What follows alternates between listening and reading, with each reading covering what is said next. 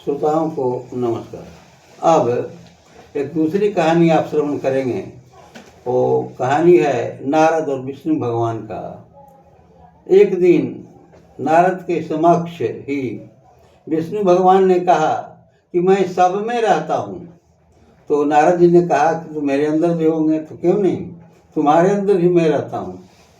ऐसी बात है, ठीक है। तो जब भगवान मेरे अंदर हैं तब तो किसी बात का कोई भय है ही नहीं, डर है ही नहीं। नारद जी कहीं जा रहे थे और अपने शिष्यों कुछ साथियों के साथ जा रहे थे, तो रास्ते में देखा कि एक पागल हाथी आ रहा है। और हाथी आ रहा है तो ये नारद जी ने सोचा कि आज ही तो विष्णु भगवान बोले हैं कि मैं सब में रहता हूँ, तो मेरे अंदर भी हैं, तो हाथी क्या हमको मार देगा?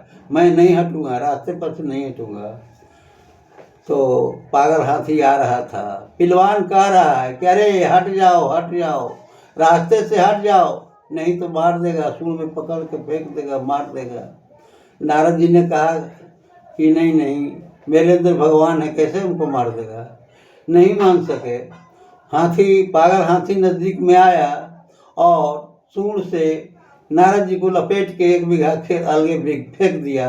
इनको चोट लग गई, जहाँ तहाँ फ्रैक्चर भी हो गया। इनके शिष्यों ने पकड़कर दवा इलाज कराया और विष्णु भगवान के पास गए और कहा कि चलते हैं भगवान से कंप्लेन करते हैं कि ऐसा क्यों हुआ। आज ही आप हमको बोले थे कि आप में हैं, तो हमारे अंदर थे ही, तो हमको हाथी क्यों मार के ऊपर फेंक दिया, पटक दिया या दूर फेंक दिया, हमको फ्रैक्चर हो गया, चोट लग गई। कहा भगवान विष्णु हंसने लगे, कहा कह रहे मैंने कहा था ना कि मैं सब में रहता हूँ। तो पिलवान क्या कह रहा था? पिलवान में मैं ही मना कर रहा था कि हट जाओ, हट जाओ। मैंने शुरू में ही कहा कि मैं सब में रहता हूँ, तो क्या वो पिलवान में मैं नहीं था?